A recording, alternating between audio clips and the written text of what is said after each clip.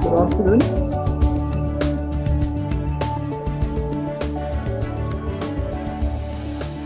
Okay, so what we've been talking about since now, what you've been doing in your classes is purely procedural program or sequential program where you write code and the code is executed line by line. Okay, and object orientation is basically looking at your programming design. We talk about object programming or object oriented design (OOD) as per the design of your program using objects. Okay. Now, what is an object? Okay. An object, like I said earlier, is basically anything that you can see and look around you. See.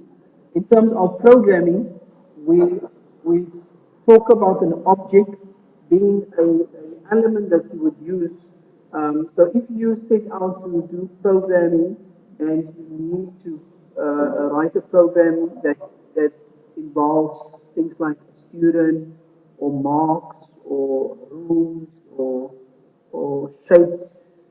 Okay, so whatever you have there, those objects or those elements that you are talking about there, they concern the data that you need to store about them and also the behavior or rather the functionality of that particular object. Okay, so it's both the data and the functionality. So what you've been doing now in terms of programming, you've analyzed your problem and you decided or you find out that you need to have this data element and you need to do these things with this particular data element. Okay, so there is data and operation on the data. So an object basically is anything that we can see around us. An object can be a certain type. Okay, for instance, a dog would be an instance of an animal type, and that animal would then be categorized in the way it looks and what it does. Okay, so there are two things: its behavior and its attribute, what it does.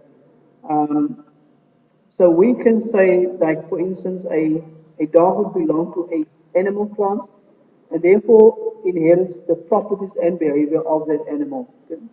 So when you set out, when you look at the general category of things, okay, generally these are all dogs, okay. So they inherit certain properties. Every dog that you see on the road inherits properties and behavior of a dog. Okay, um, like a dog would bark because it inherits that particular characteristics. Okay, and a cat would do whatever a cat does, and an elephant and so on. So that is, they all belong to the animal class, a dog. Okay, and then you get more specific types of dogs. In this case, would be either a Dalmatian or a Bull Terrier or a Jack Russell. Okay, they all fall under the dog class. Okay, and then you can go further and then extend. So we talk about a class being a blueprint or template for an object. Okay? And then a class specifies or defines the object's property and behavior. So in terms of programming, you then set out to design a particular class, okay, where you state in your class definition what is the object's properties and what is the behavior of the object. I'll show you an example now of a class. And then an object is described as an instance of a class or type. So two dogs will possess different values in the color, for the color and the size. So basically what we're saying here is that if you've got a class, you then do what we call instantiation. You create different types of objects of that class, but in terms of the properties that it possesses, every dog will have a different color, will have a different size, okay, so on. Uh,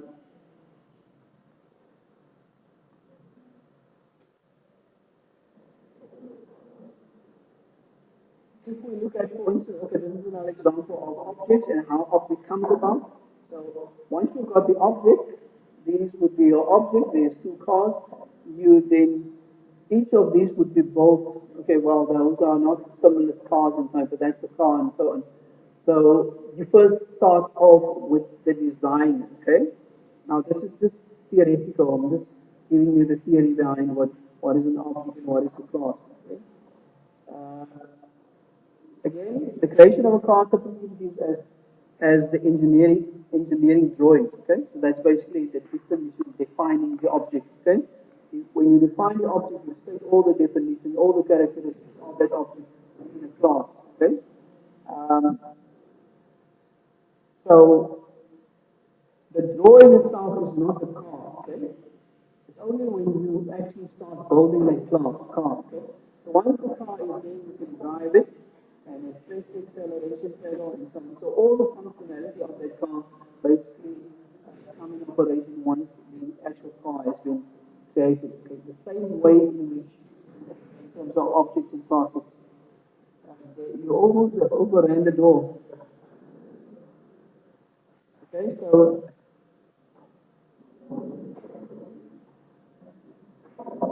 right, so that is, these two slides, the only slides that I'll show you in terms of what is an object and what is a class. Okay, like I say here, they say that the car is the instance of an object, and therefore it possesses the features and properties of that car. Okay. Now let me.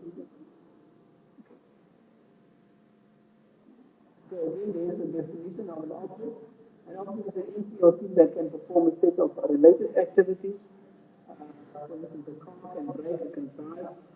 And besides that, the car also consists of the color, the engine size, and all these other properties. So you've got two things with regards to an object. Object has got properties and it's got methods. Okay? Now, simply in terms of what we've done already, it's got data elements, like where you need to declare variables, and it also has got functionality, which is your basic functions that you declare. Okay? Now, the data that you've declared and the functionality that you also declared and used, those two things as now joined into one and becomes one unit, and that unit is called an object. Okay? So there's another term that we need to look at is called encapsulation and information hiding. Okay. Let me just show you an example of what a class looks like. Now let's say we have got a room, or rather you need to record all the rooms, and the rooms, specific rooms, consist of these properties, which would be room number and a description of that room, and then you need to perform some operations on that room. In other words, display the room, a description, and in this case, setting the room. Okay. Another example here, which would be that's a more complete example of a room, which would be these two things, these getting the width and getting the breadth and calculating the area. Those are the things that you can do with the room. Now that is different to what the first instance that I've given you. Okay, this is just calculating the area of the room and so on. Okay, but let's say we have this particular scenario where we need to calculate the rooms and so on. So we could simply create a object or a object of that by firstly start off by defining what the object will look like. Okay. When you define the object, you state that within what we call a class. Okay. So every object that you create from here onwards does possess or inherits its properties, which in this case is your data members, and it also possesses or inherits the functionality of that. Okay. That over there. Okay. And then further down, this is a more complete program.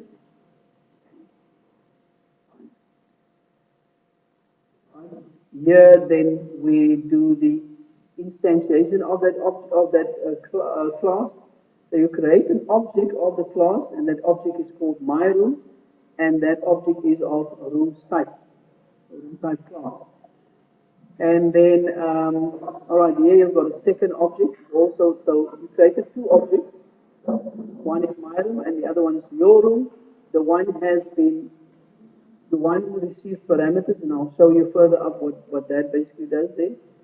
And then you simply call all the methods that belong to that particular object. Okay. In my room, calculate, and your room, calculate is two different objects, but it basically performs the same function. Okay?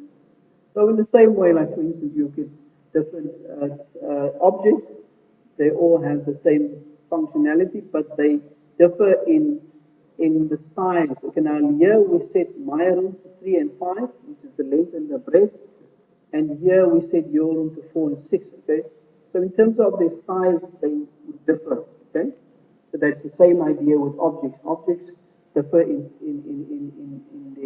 the property. So we say that the state of one object is different to the other because the state of an object depends on the values of its data or of its properties. Okay. Now, okay. So let me just go back here. Um, now let me just speak about what is what we call a UML. Okay. UML diagram. UML basically is short for a unified modeling language. Have you ever heard about UML? You have heard about UML? I think you should do that in IS. Okay. So in IS, a unified for class, a UML consists of the name of the class, the properties of that class, and also the behavior of that class or the methods of that class. Okay. Minus and plus there is also significant. Minus refers to private members. The plus would be public. And then there's another sign there. What is the other sign? Protected, and that is signified by what sign?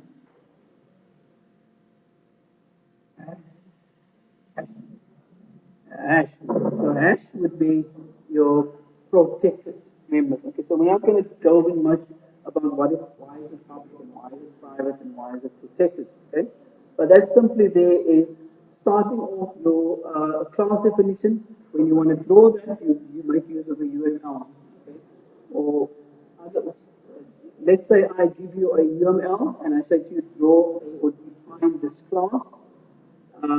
You would basically look at this UML, okay, that's the data, and that is the, well, how do you know that these are data? Because you specify a return type or a type there at the end. Here, every member that you specify includes brackets with parameters in it. If it's not, it opens and closes with the bracket. Okay, so that's why how you know that that is a method. Okay, so the brackets they and then the int and void there is your return types. Okay. Now you've done functions. You know how to actually write out a function.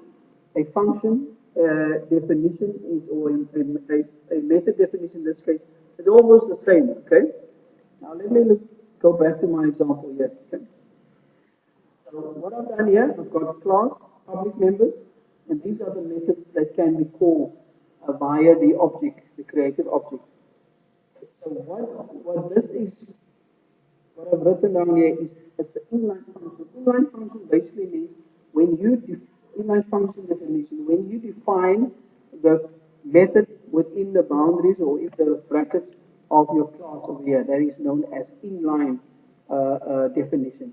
Sometimes you want to do the inline definition, okay, especially if it's maybe a smaller program, smaller class, a class that's got where the methods are not that big in terms of the lines of code.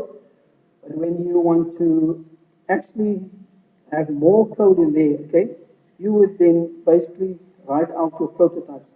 In that case, starting here, so your prototypes would be your width and breadth, set or get the width, get the breadth, and then calculate. Okay. There are also two things that you need to, or in terms of the type of methods, we get what we call setters and getters. Okay? A setter or a getter. A setter would be a mutator function. Okay? and a getter would be a accessor function. So for a mutator function is a function that actually changes the data members of your object. It changes the values. Whereas a getter or an accessor method is the method that actually just retrieves the values, accesses it, and doesn't change those values. Okay. And in most cases, your getters would have a return type. Okay? Your accessors would have a return type because you must return something. If it is a void, it will simply return the values from inside the parameter list, and those parameters would then be reference parameters. Okay? So this is not in line, so your definition of that is then stated somewhere else. Okay? The definition is stated somewhere else, either in the same header file, okay? In this case, the header file, or rather, it's either in the same. Just don't what we have got. Okay, it doesn't show there, but if you look at that there, that's type cls.h. That is a different file, okay, as to type cls.cpp, okay. So within your Visual Studio, you simply add a file, and in this case it would be a header file, in the other case it would be a CPP file. And that room area there, that would be your main file, where your main program is in, okay? Which would be this file here, okay? So there are three files. So the reason why I'm showing you, so the second file here consists or contains the definition of your methods. Okay? This is where you actually define your methods. Now just take note how the definition, how your file is being defined. Okay, you've got the name. Okay, now that is what you call the constructor. Okay, I'll speak about constructors and destructors. But take note of this here. There. So you've got, normally you would define your function starting off with the return type, in this case void, and the name of the function set, and then the parameter list. And then you open and close your bracket. But because this method or this function is actually part of a class, you have to state to which class this belongs to by giving the name of the class and using that double colon. That double colon is known as the scope resolution operator.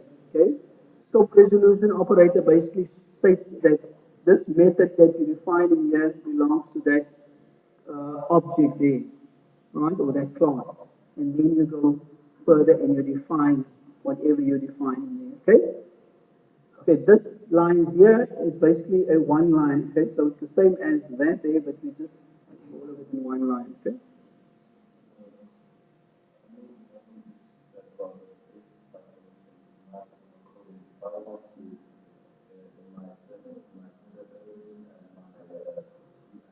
This.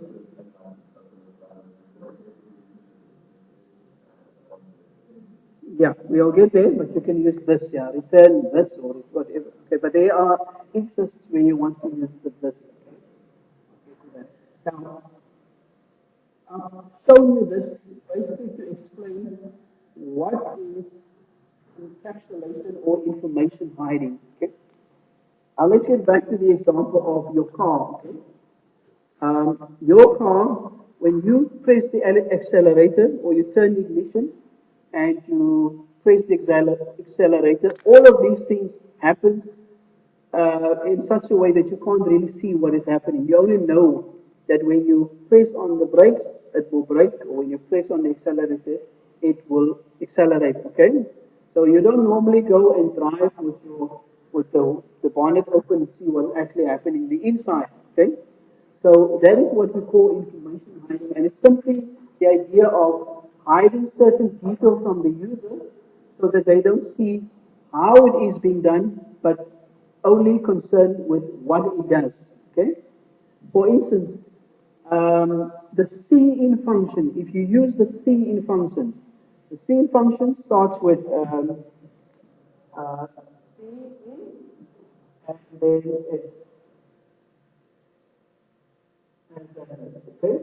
what this really does in the background, we don't know. We just know that the scene function is written like that, and that is what it does. Okay? So if you need to go to the background, then you need to go to the definition of that.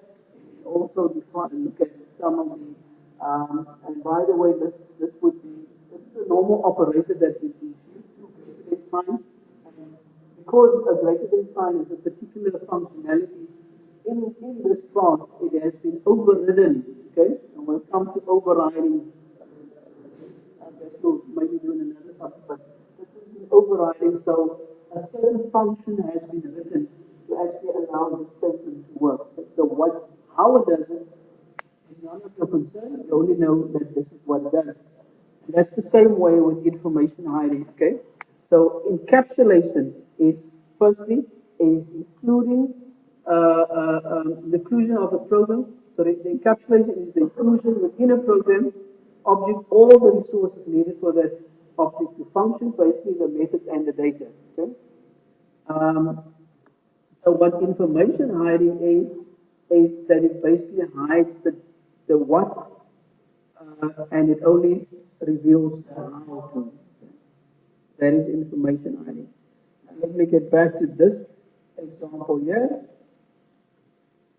So once the class has been defined and so on, someone can come along and they can write a program here that actually does this. Okay. So the set function and the calculate area and the get method is not revealed as to how it is being done. This user only knows that what this does, it would calculate, and that's all it is. So the code, the actual code for this is not within your main program. It is in another file, okay? And those files sometimes can be reused again, okay? So we talk about encapsulation and the whole idea of objects and so on, it can be reused by other programs, other programmers, okay?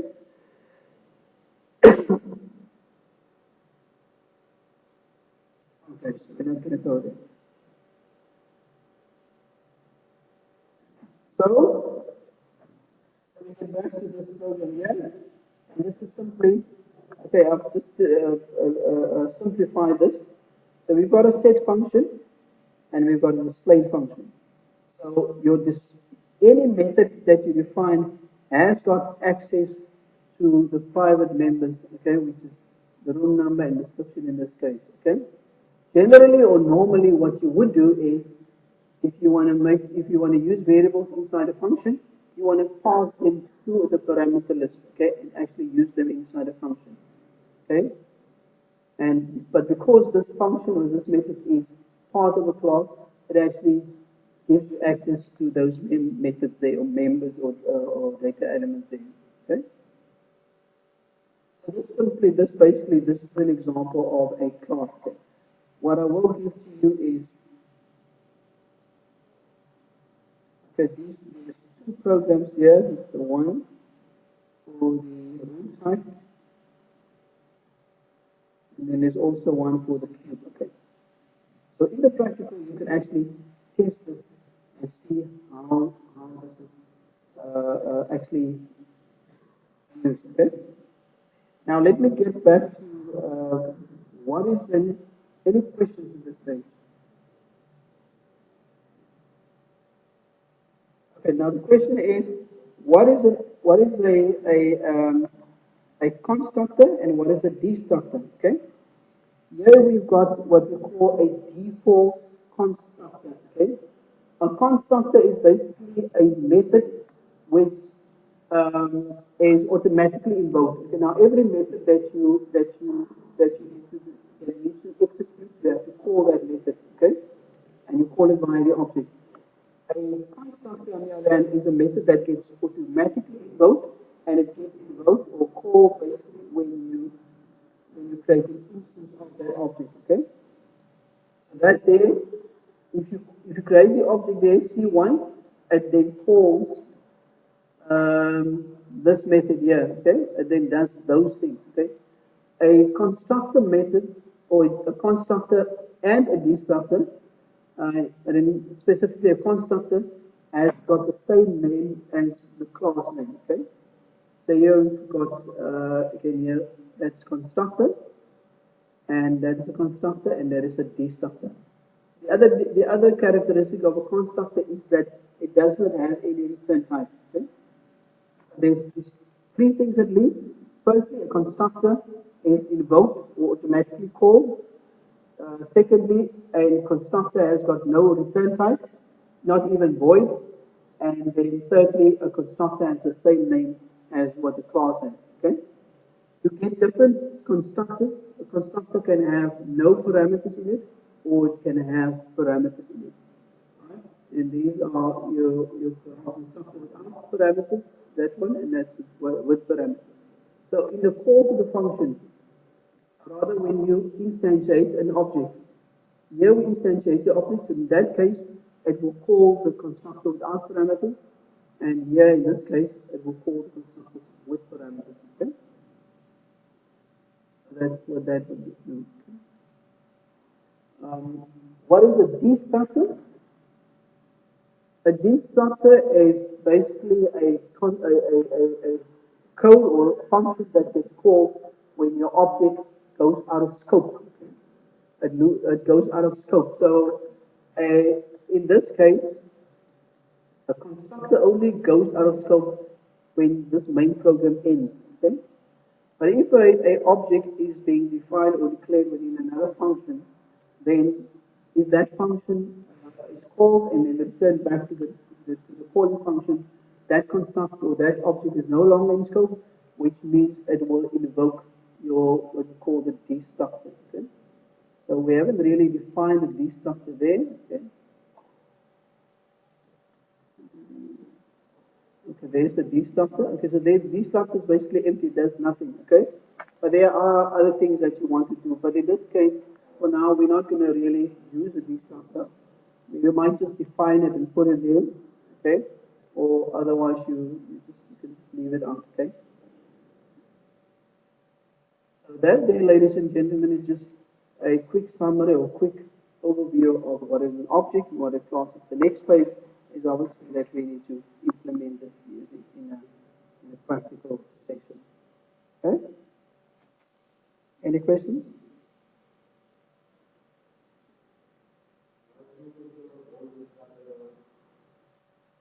Okay, the void you can leave. The void you can leave out. You don't have to put it there. Okay?